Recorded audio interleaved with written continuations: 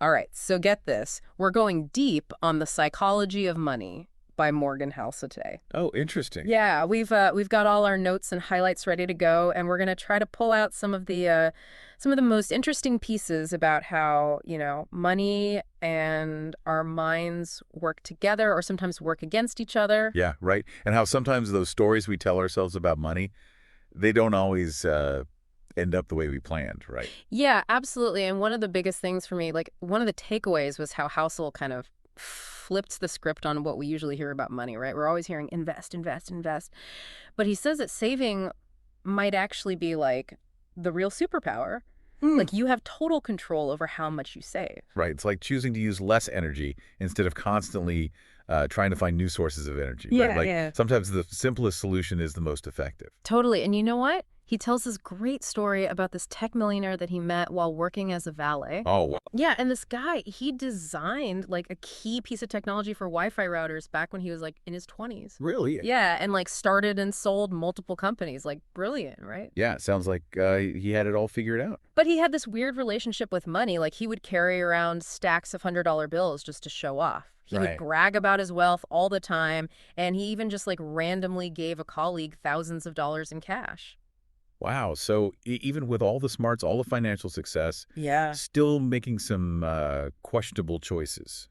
Exactly. Which, that kind of goes right back to Housel's main point. Like, it's not just about what you know, it's about how you behave. Yeah. Yeah. It's like you can be a genius at math, but still blow your budget every month because you just can't resist those impulse buys. Exactly. And you know what's interesting? Housel says everyone's relationship with money is shaped by like their unique experiences. Yeah, definitely. Like, he compares John F. Kennedy, who grew up super wealthy and never even experienced the Great Depression firsthand, to, everyday Americans who really struggled during that time. And those different experiences, those create entirely different perspectives on money, right? Like what seems normal to one person might seem completely foreign to someone else. Totally. Like, imagine growing up, with the silver spoon versus having to really pinch pennies. Those experiences would shape how you think about, like, saving and spending and investing. Right, right. And get this. He even brings up Bill Gates, who had access to a computer in high school back in the 1960s. Wow, what? Yeah, talk about being in the right place at the right time. Like, that one tiny detail probably played a huge role in Microsoft's success. I mean, it makes you wonder how many other Bill Gates are out there just waiting for that right opportunity or that lucky break. Totally. And that story about Bill Gates really got me thinking about the whole luck versus risk thing. Like Mhm. how much of success is actually about skill and hard work and how much is just, luck. It's almost impossible to separate the two, right? Like he compares Bill Gates to his friend Kent Evans, who was equally talented, Right. but tragically died in a climbing accident. Oh, wow. So you have Gates, who goes on to found Microsoft, and Evans, whose story ends way too soon. Yeah, yeah. It's a stark reminder that sometimes luck plays a bigger role than we want to admit. For sure. And then he brings up these fascinating but kind of ethically complex figures like John D. Rockefeller and Cornelius Vanderbilt. I mean, these guys were titans of industry, but they also bent, maybe even broke, the rules to get ahead. Yeah, it's a good point. Like, when does a bold entrepreneur become a reckless criminal? It's such a blurry line. Right. And luck definitely muddies the waters even more. It does. And all those stories kind of remind me of what my grandfather used to always say, it's better to be lucky than good. Yeah, I've heard that one. But Housel doesn't just stop there. He goes on to talk about how long-term success is more about endurance than brilliance. He makes a really interesting comparison between Warren Buffett, who's seen phenomenal success because he's been in the game for so long, and someone like Jim Simons, Right. who had higher average annual returns, but just didn't have those same decades for compounding to really work its magic. Right. You know how people talk about like the snowball effect? Yeah. Compounding is kind of like that with money. The longer you keep it invested, the more those returns generate even more returns, which can lead to crazy growth over time. It's powerful, but you need that. You need that time, for sure. But let's be real, we all get tempted by those like get rich quick schemes, right? Oh, yeah. And speaking of temptation, he tells these kind of cautionary tales about Jesse Livermore, Uh-huh. who was like this legendary trader but made and lost several fortunes, and then Rick Guerin, who was actually Buffett's friend, and he sold his Berkshire Hathaway stock early because he needed cash. Oh, wow. And it just highlights how important it is to have a strategy that you can actually stick with no matter what the market throws at you. It's like running a marathon. You can't just sprint the whole way. You got to pace yourself. You got to pace yourself. Yeah, and speaking of pacing yourself, Housel then brings up this idea of room for error. It's Mhm. like, think of those blackjack card counters we've talked about. Yeah. Even when they know the odds are in their favor, they don't bet everything on a single hand. They always have a margin of safety. Right, like a buffer. And Housel says that we should think about the same thing with our finances. Uh-huh. Like Bill Gates, he always kept enough cash on hand to cover a year's worth of payroll at Microsoft, even if they didn't sell a single piece of software. Oh, wow. Talk about risk mitigation, right? Yeah, it might seem overly cautious, but that cushion can be the difference between weathering the storm and getting completely wiped out. It's huge. And, think about it. Do you have a financial cushion? Like, could you handle a job loss or like a major unexpected expense? Yeah, good point. Because building in that room for error can really make all the difference. It's about playing it smart and protecting yourself. Yeah, and that actually leads to another really interesting point he makes. He says that saving can be more reliable than investing. I know, right? It's like we're always told to invest, invest, invest. Okay. But he actually says that focusing on saving might be a more powerful move because you have total control over it. Yeah, it's like we were talking about earlier with like controlling how much energy you use Right. instead of always trying to like find new sources. Exactly. Sometimes the simplest answer is like right in front of you. It is. And you know what else kind of blew my mind? He says that once you hit a certain income level, a lot of what you spend money on is driven by ego, not actual needs. It's like that saying, more money, more problems. Yeah. I think there's some truth to that. Like I'd start chasing this idea of, keeping up with the Joneses.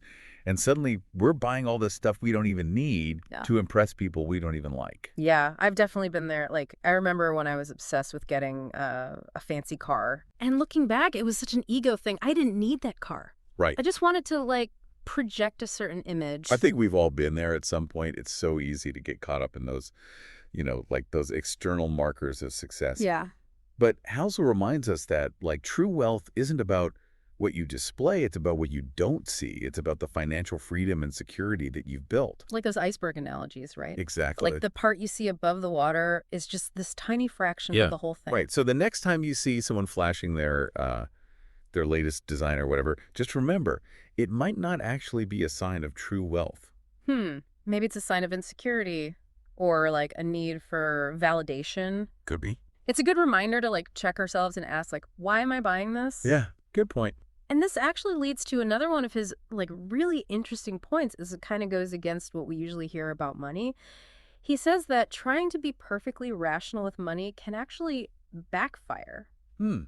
That's interesting. Yeah, I always thought that like logic and reason were like the keys to financial success. Right.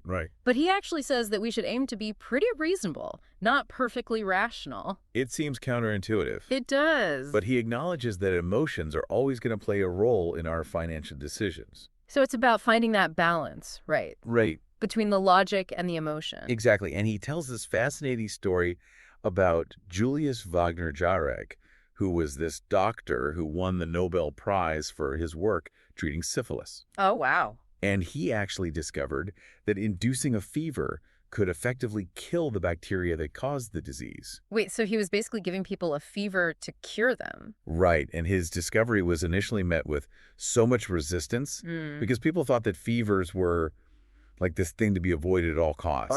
Right. But fevers are actually a natural part of our body's healing process. It's like how we reach for medicine to lower a fever, even though it's our body's way of fighting off infection. Exactly. And Housel connects this to our financial decisions. Okay. Like sometimes we make choices that feel good in the moment, like chasing hot stocks or, making those impulse purchases. Right. But those decisions might not be the best for us in the long run. So we need to like embrace those emotions, not try to ignore them. Right. It's about acknowledging how those emotions are influencing our decisions. Okay.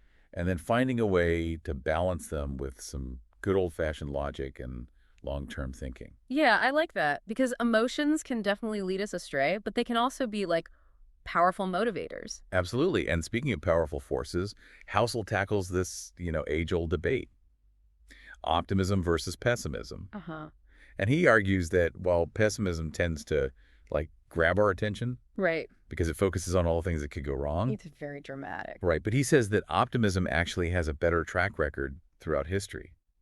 I mean, yeah, I guess. Pessimists are always shouting about the sky falling, while optimists are looking for solutions. Exactly. And he uses this great example of those peak oil predictions that were so popular in the early 2000s. Oh, yeah, I remember that. Everyone was convinced that we were running out of oil and the world was going to end. Yeah, it was a lot of doom and gloom. But those predictions failed to take into account human ingenuity. Hmm. Like, we figured out new ways to extract oil, like fracking, Yeah. and that whole peak oil thing kind of fizzled out, It just goes to show you can't underestimate the power of human innovation. especially when our backs are against the wall. Right? Yeah, for sure. We find a way. We adapt and overcome. We do. And, speaking of perspectives, Housel then brings up this really fascinating concept about the power of narrative. He asks us to imagine an alien visiting Earth in 2007 and then again in 2009. Okay. And this alien would see very little change in our productive capacity or resources. Right. But they would be completely baffled by the massive economic downturn that happened between those 2 years. Whoa. That's a crazy thought experiment. What happened? Did the aliens steal all our money? Not quite. Yeah. The only explanation, Housel says, is that the stories we were telling ourselves about the economy changed. In 2007, we were all riding high on this narrative of, ever-increasing housing prices and the stability of our financial institutions. Right. But by 2009, that narrative had completely crumbled. Yeah. And it resulted in this, massive loss of confidence. Which had this ripple effect throughout the whole system. Exactly. It became like a self-fulfilling prophecy. We believe the economy is going to crash, so it did. That is kind of scary when you think about it. How often are our decisions, and not just financial ones, influenced by these prevailing narratives, even if they turn out to be wrong? It's a really important question to ask ourselves. Yeah. Are we thinking critically about the information that we're consuming? Are we letting those narratives dictate our choices? It's like those times when you get caught up in the hype about a certain stock or investment, and you end up making a decision based more on emotion than logic. Right? FOMO, the fear of missing out. Yeah. It can be a really powerful motivator. It is. But it can also lead to some really bad financial decisions. For sure. And speaking of bad decisions, he talks about this human tendency to overestimate our control over events, especially when it comes to investing. It's like we think we can predict the market or control outcomes, when in reality, so much of it is totally out of our control. Right. It's that illusion of control that can really get us in trouble. Yeah. We think we're making these smart, calculated decisions. Right. But we're kind of just rolling the dice. We are. And sometimes we cling to those decisions even when they're clearly not working out, which kind of brings us to another point he makes, the concept of sunk costs. Ah, yes, sunk costs. Those past investments of time, money, or effort that can cloud our judgment. They make it so hard to let go, even when we know we should. It's like refusing to sell a stock that's plummeting because you bought it at a much higher price. Right. You just can't accept that money is gone. You're hoping it'll magically rebound. Yeah. We've all been there. Yeah, it's tough to cut your losses and move on, but sometimes it's the smartest thing to do. Don't throw good money after bad. Exactly. And you know what else can lead us to throw good money after bad? That deep-seated human desire to keep up with our peers. Oh, yeah, for sure. We're constantly comparing ourselves to others. Especially when it comes to, material possessions and financial success. And social media definitely doesn't help. Everyone's always posting pictures of their perfect lives, their latest purchases. Yeah, it's like this game of who has more. Yeah, and it's a dangerous game. It is. It can lead to that vicious cycle of spending and debt as we try to match the perceived lifestyles of those around us. Right. It's like we're all on this treadmill. Running faster and faster, Yeah. but not really getting anywhere. We're not. And you know what? Housel reminds us that true wealth isn't about outward appearances or keeping up with the Joneses. It's about aligning your financial choices with your own values and goals. Defining success on your own terms, not letting society dictate it for you. Exactly. Yeah. It's about focusing on what really matters to you and building a financial life that supports your unique goals. Well said. And, this actually ties into another really important point that Housel makes about understanding your own risk tolerance. Yeah, how much risk are you comfortable taking on? Because we all know risk is a part of investing, but some people are definitely more comfortable with it than others. Right. And he uses this analogy of a pilot. A good pilot knows that turbulence is inevitable, but they also know how important it is to have, those backup systems in place, emergency procedures. So it's not about avoiding risk altogether. Mhm. It's about managing it wisely and having a plan for when things go wrong. Exactly, because let's face it, things will go wrong at some point. It's about being prepared and not letting those bumps in the road like totally derail you. Makes sense. You need to be able to weather the storm, not just sail through smooth waters all the time. Exactly. And that brings us to another one of Housel's key takeaways, the power of long-term thinking. Ah, the long game. It's not about those quick wins or like trying to time the market perfectly. It's Right. about building those sustainable habits and systems that will benefit you for years to come. He even suggests that we should almost view our financial lives as a series of experiments, Experiments, what do you mean? like trying different approaches and learning from your mistakes and constantly like adapting your strategies based on what you learn. So it's okay to make mistakes as long as you learn from them. Absolutely. No one gets it right all the time. It's about embracing that growth mindset and recognizing that there's always more to learn. Yeah, Your financial journey is a continuous process of evolution.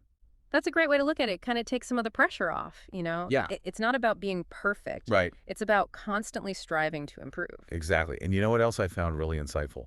His discussion of financial independence. Yeah, I'm curious to hear your thoughts on that. What does true financial independence actually look like? Well, he argues that it's not about having like an obscene amount of money. Right. It's about having enough to control your time Yeah. and make choices that align with your values. So it's about having that flexibility to like pursue your passions, Yeah. spend time with loved ones, and just like live a life that feels meaningful. Exactly. And while achieving financial independence might seem like this really daunting, overwhelming task, Yeah. he actually provides some really practical advice on how to make it a reality. Like what?